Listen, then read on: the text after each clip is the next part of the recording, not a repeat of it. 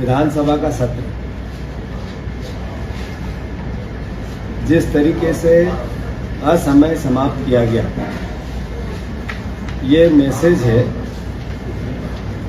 कि ये सरकार लोकतांत्रिक मूल्यों में विश्वासी नहीं। 20 साल में सबसे छोटा बजट सत्र। उद्देश्य क्या था? उद्देश्य था कि बजट के विभागवार चर्चा ही नहीं हो और जो घपले और करप्शन इस सरकार ने किए हैं उसका सच्चाई जनता तक ना है। मुझे खुशी है हमारे विधायकों ने हमारे नेता प्रतिपक्ष के नेतृत्व में जिस तरीके से नर्सिंग घोटाला उठाया, जिस तरीके से नल जल योजना का घोटाला उठाया, जिस तरीके से बजट में की चर्चा में इस सरकार की कलाई खुली और एक एग्रेसिव रुख अपनाया, वो अपने आप में इस सरकार के असली चेहरे को बताता है। मैं सारे विधायकों को बधाई देता हूं, पर सवाल ये है कि 1 से 19 जुलाई तक प्रस्तावित थी 14 बैठकें। आपने ऐसा क्या सब्जेक्ट हो गया कि विभागवार चर्चा ही नहीं कराई और सब बुलेटिन कर दिया? ये 4287 प्रश्न सवाल पूछे गए थे, उसमें बीजेपी के भी विधायक थे। सदन एक माध्यम होता है एक जनप्रतिनिधि को अपने क्षेत्र की और प्रदेश की जनता की आवाज को रखने का। बीजेपी के विधायकों के प्रश्नों का भी अपमान किया सरकार ने और इस व्यवस्था ने, जिसमें सिर्फ 64% प्रश्नों के उत्तर ही नहीं मिले। 2756 प्रश्नों के उत्तर इस सरकार ने नहीं दिए इसी सत्र में। अनुदान की जो मांगे थी, जैसा मैंने कहा, विभागवार चर्चा में भरोसा ही नहीं था इस सरकार का। शून्यकाल के 175 शून्यकाल की सूचनाएं थी, उसको नजरअंदाज किया गया और 500 ध्यान आकर्षण, 500 लगभग ध्यान आकर्षण सारे विधायकों के लगे थे, जिसमें सत्ता और विपक्ष दोनों थे। तो मूल भावना इस सरकार को संसदीय कार्य व्यवस्था में, इस भारतीय जनता पार्टी के विचार को संसदीय कार्य व्यवस्था में भरोसा ही नहीं, इसका सम्मान ही नहीं करती। अब आया बजट। बजट में पहले हम बजट आता था तो मीडिया की सुर्खियां बनती थी, इतनी छूट दी गई, इतने रोजगार उपलब्ध कराने के माध्यम बना बजट, कृषि में इतना फायदा, आम मिडिल क्लास को इतना फायदा, पॉजिटिव खबरें अखबार की हेडिंग बनती थी। इस बार क्या हेडिंग बनी? इस बार हेडिंग बनी कि प्रति व्यक्ति कर्ज 60,000 रुपए हो जाएगा। इस बार हेडिंग बनी 90,000 करोड़ रुपए इस साल एक्स्ट्रा कर्ज लेना पड़ सकता है। 88,000 करोड़ रुपया इस साल कर्ज लेना पड़ सकता है। इस बार हेडिंग बनी कि सरकार ने 64% जो बजट टोटल पिछला किया था उसका खर्च ही नहीं, 64% ही खर्च कर पाया, यानी बचा हुआ 36% इस सरकार ने पिछला खर्च ही नहीं किया। हेडिंग बनी कि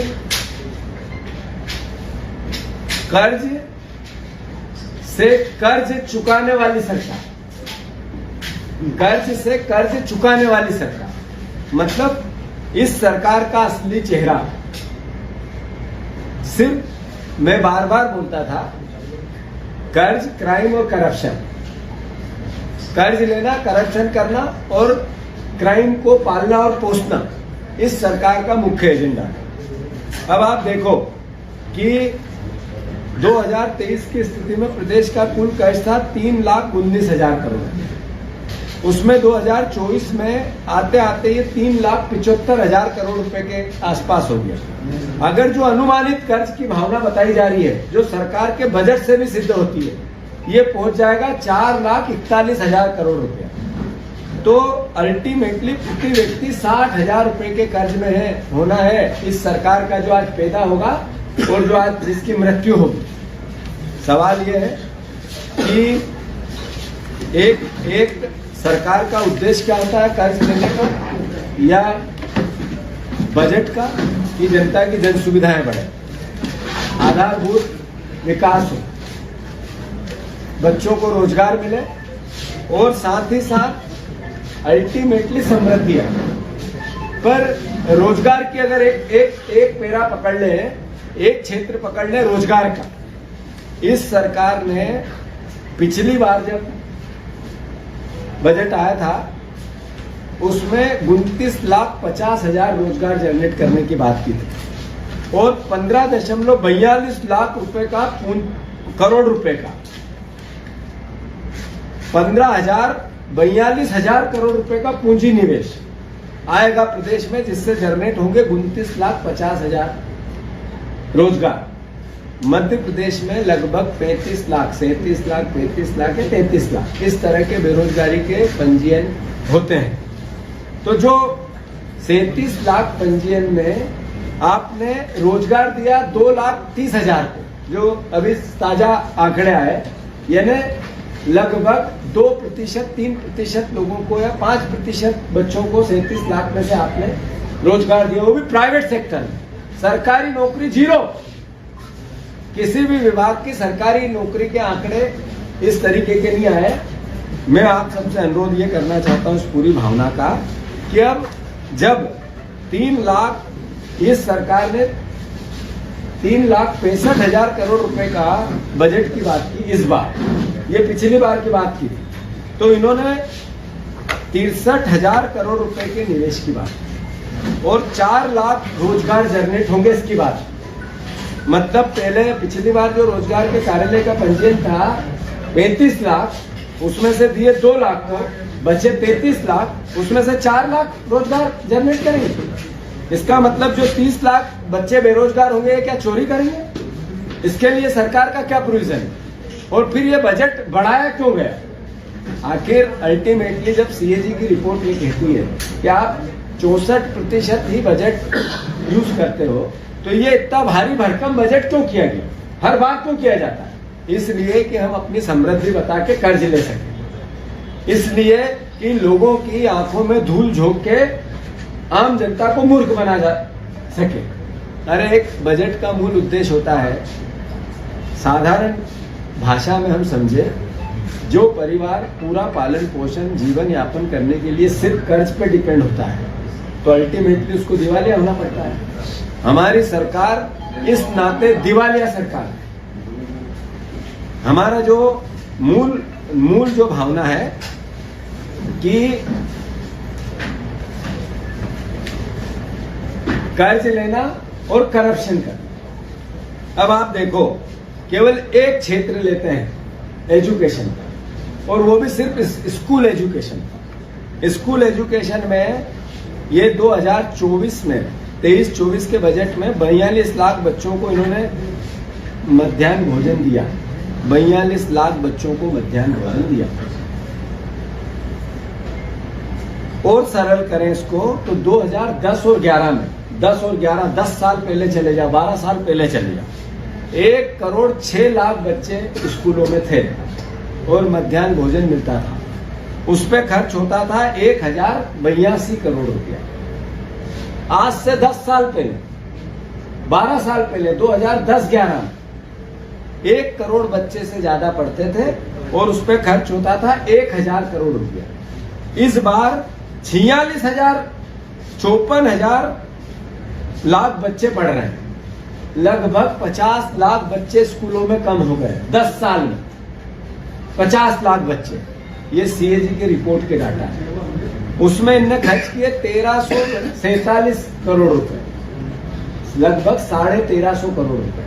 बच्चे कम हो गए 50 लाख और पैसे बढ़ गए 400 करोड़। ये करप्शन नहीं है तो क्या है? ये लूट नहीं है तो क्या है? और कर्ज लेके करना क्या चाहते हैं? अल्टीमेटली आप सबसे अनुरोध मेरा इतना ही है कि ऐसे ही जैसा मैंने आप सबको बताया कि एक जो बजट होता है वो बजट होता है आम जनता की खुशहाली के लिए, लोगों के जीवन स्तर को उठाने के लिए। अब इसी प्रकार से अगर हम आगे बढ़े तो पहली बार ऐसा हुआ कि सीएजी ने सरकार को कहा कि ये जो वित्त मंत्री है घटिया वित्त मंत्री है। ये मेरा आरोप नहीं है, ये सीएजी का आरोप है। आरोप नहीं है, लिखित में है। सीएजी की जो रिपोर्ट आई अभी 3 दिन पहले, उसमें कहा गया कि 23-24 का जो बजट है उसके अंतर्गत इस सरकार ने जो निर्णय लिए, जो प्रावधान किए, बढ़ा के किए, खर्चा 64% किया और घटिया प्रबंधन के अनुसार पूरी व्यवस्था जमाई। मतलब एक वित्त मंत्री को हमारी सीएजी की रिपोर्ट ने ये कहा कि ये घटिया वित्त मंत्री है। मेरा आरोप नहीं है। इस नाते मैं आदरणीय मुख्यमंत्री जी से अनुरोध करता हूं कि सरकारी एजेंसी है जो सरकार के आय व्यय का ब्यौरा रखती है, उसका मूल्यांकन करती है, उसका निरीक्षण करती है और पब्लिक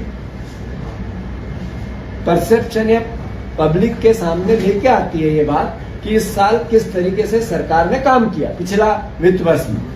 तो सीएजी की रिपोर्ट के अनुसार केक की रिपोर्ट में बीजेपी ने कितना बवंडर मचाया, कोयले में कितना मचाया, कितना उन्होंने जो अलग अलग तरह की जो 2013-14 के पहले केंद्र के लिए किस तरीके की सीएजी रिपोर्ट का आधार बनाया था, वही सीएजी की रिपोर्ट मध्य प्रदेश की। तो उनने ये कहा कि ये सिर्फ करप्शन करने के लिए बजट को बढ़ाकर, कर्ज लेने के लिए बजट को बढ़ाकर इस तरीके से बताया जाता है और वित्त मंत्री के कामकाज को घटिया बताया। इसका मतलब है उनका इस्तीफा होना चाहिए। यही वित्त मंत्री थे जिनके शिवराज जी मुख्यमंत्री थे, पर वित्त मंत्री तो यही थे। तो वित्त मंत्री जी केक कहता है, केक की रिपोर्ट कहती है कि आपको इस्तीफा देना चाहिए। और मुख्यमंत्री जी से मेरा अनुरोध है कि अगर ये इस्तीफा नहीं दे, आप में थोड़ी नैतिकता हो तो आप इनका बर्खास्त कर देना चाहिए।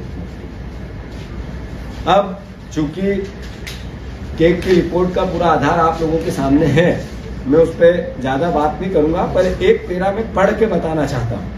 केक के वित्त वर्ष 2023-24 के अनुदान की मांगे, टोटल ग्रांट और विनियोग के बीच भारी अंतर है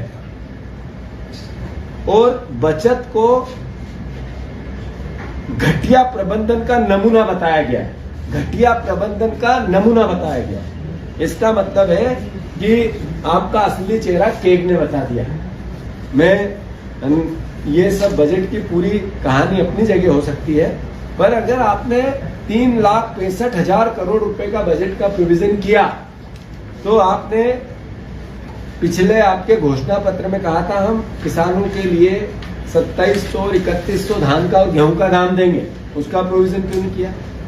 आपने कहा था आईआईटी और AIMS की तर्ज पर इंस्टीट्यूट बनाने का वादा किया था, उसके लिए जिक्र क्यों नहीं किया?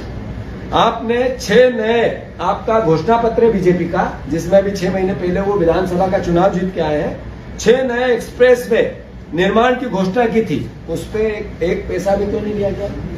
आप ये बताओ कि गरीब छात्रों को मुफ्त शिक्षा का वादा था, उसके लिए प्रोविजन क्यों नहीं किया गया? मुफ्त शिक्षा क्या हुआ उसका? लाडली बहनों को पक्का मकान देंगे, बजट में 40,000 करोड़ रुपए रखे हैं, 3,000 देने का वादा था। ये एक साल में 40,000 करोड़ रुपए का कहां से पक्के मकान आएंगे? कहां से उनको जो गैस सिलेंडर मिलना था वो मिलेंगे? और क्या लॉजिक है इसका कि आपने 3,000 रुपए बहनों को देंगे? उसका प्रोविजन कैसे संभव हो सकता है? भावांतर की योजना में आपकी नियत देखो, असली में ये किसानों की हत्या करने वाली सरकार किसानों से नफरत करती है। इसने किसानों के लिए भावांतर योजना में 1,000 रुपया रखा। किसान भाइयों, आपकी भावांतर योजना का कई बार भाषणों में भारतीय जनता पार्टी के लोकल नेता और बड़े नेता और प्रदेश के नेता जिक्र करते हैं। बजट में 1,000 रुपया आपके भावांतर के रखे हैं। इन्होंने 3,000 रुपए ऋण माफी के रखे। इस सरकार ने 3,000 रुपया ऋण माफी का, किसानों की ऋण माफी का रखा है। इस सरकार ने जो आपको वादा किया था किसान भाइयों, जो 3,000 धान के दाम, 3100 और 2700 गेहूं के दाम, उसको किसी प्रकार से किसी भी प्रकार का जिक्र अपने बजट में नहीं किया गया। तो अल्टीमेटली किसान की हत्यारी ये सरकार किसान विरोधी है। ये बात आपको और हमको समझना पड़ेगा आदिवासियों के मकान, नल जल, ऐसा हमारे विधायकों ने कल मुद्दा उठाया करप्शन का, जो हर घर को नल और उसमें मिलेगा जल। ये प्रधानमंत्री का भाषण था, आपकी टोटियां खोल के ले जाएंगे। अरे प्रधानमंत्री जी, टोटियों में न नल है न जल है, और उसका सारा करप्शन आपके नेताओं की जेब में है। ये भावना इस सरकार की कि जिस वचन को लेके ये आए थे, इस बजट में एक शब्द भी नहीं है उसके, जिसके लिए इनको वोट मिला। तो ये बड़ी चिंता का विषय है। मैं मानता हूं कि बजट के सारे प्रोविजन, सारे प्रावधान, जैसे किसानों के लिए इनको जितनी योजना में मद रखना था, बोलते हैं उसको पिछली बार से भी अब घटा दिया। यानी कि जो ग्रामीण विकास का मद रखना था वो पिछली बार से इस बार घटा दिया। जो इनको अलग अलग मद को लेकर अलग अलग प्रक्रियाएं, चाहे वो आदिवासी आवास की बात हो, चाहे आदिवासियों की छात्रवृत्ति की बात हो, चाहे मतलब अल्टीमेटली वित्त मंत्री का काम सिर्फ झूठ बोलना है। इन्होंने एक कहा कि वित्त मंत्री सदन में झूठ बोला, पूंजीगत व्यय 15% बढ़ाया गया है, जबकि यह वर्ष 2023-24 में 67,177 करोड़ रुपए था, जो घटकर 2024-25 में 61,633 करोड़ रुपए हो गया। यानी घटाया बढ़ा। आप भाषण देखना वित्त मंत्री का, इसका मतलब है कि वो जनता से सदन में क्या झूठ बोलते हैं। इसीलिए तो वित्त मंत्री का इस्तीफा होना चाहिए। और अंत में मैं इतना ही कहना चाहता हूं कि ये सरकार ने सिर्फ करप्शन करने के लिए बजट में प्रोविजन किए हैं। आप देखो, खनन माफिया इस प्रदेश में सर चढ़ के बात कर रहा है, खुला घूम रहा है। परिवहन माफिया, एक दिन मुख्यमंत्री घोषणा करते हैं सारे टोल बंद और सारी जगह उगई हो रही है। फिर सरकारी खरीदी में भ्रष्टाचार का आलम क्या है? जो नॉर्म्स बनाए गए वो ही सीधे डबल। जो सरकारी काम करने के तरीके के, वो चाहे सिविल के काम हो चाहे खरीदी के काम, सब में जो रेट मूल होते हैं उससे सीधे डबल का प्रोविजन किया गया। यानी करप्शन की पूरी छूट दी गई। उज्जैन में मंदिरों की जमीन पर कब्जा कर लिया, पंचायतों के नगरीय निकाय में जमकर भ्रष्टाचार, इंदौर में 2000 करोड़ रुपए का लगभग घोटाला नगर निगम में हुआ। एक भी नगर निगम, नगर पालिका, नगर पंचायत ऐसी जिसमें फर्जी बिल का मामला नहीं चल रहा हो। तो ये सरकार करप्शन की पर्याय बन गई। मैं मानता हूं नर्सिंग घोटाला इसका सबसे बड़ा उदाहरण है। अभी लगातार नर्सिंग घोटाले को लेकर मंत्री के खिलाफ एविडेंस दिए गए, सदन में चर्चा की गई, सदन में एविडेंस रखने की अनुमति मांगी गई, पर यह भ्रष्ट लोगों का कुनबा मानने को ही तैयार नहीं कि हमने करप्शन किया है। मैं मानता हूं 4 लाख से ज्यादा बच्चे जो नर्सिंग की फीस देकर इंतजार कर रहे हैं कि हमें पढ़ाई हो, डिग्री मिले, एग्जाम दें, उनकी क्या गलती थी? इस सरकार की इस करप्ट गतिविधि के कारण उनका जो भविष्य चौपट हो रहा है, ये एक चिंता का विषय है।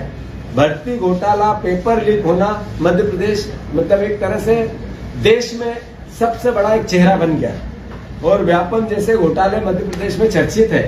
तो कुल मिला के आप लोगों से आज का जो बात का सार है, कर्ज इसलिए लिया जाता है कि करप्शन करना है, बजट इसलिए बढ़ाया जाता है कि कर्ज लेना है।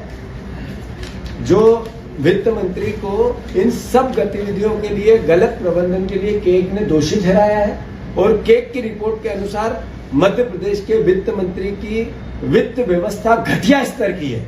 इसलिए वित्त मंत्री को इस्तीफा दे देना चाहिए, और वित्त मंत्री को इस्तीफा नहीं देते हुए तो मुख्यमंत्री को उनको हटा देना चाहिए। देश और दुनिया से संबंधित जानकारी जानने के लिए हमारे चैनल को सब्सक्राइब कीजिए।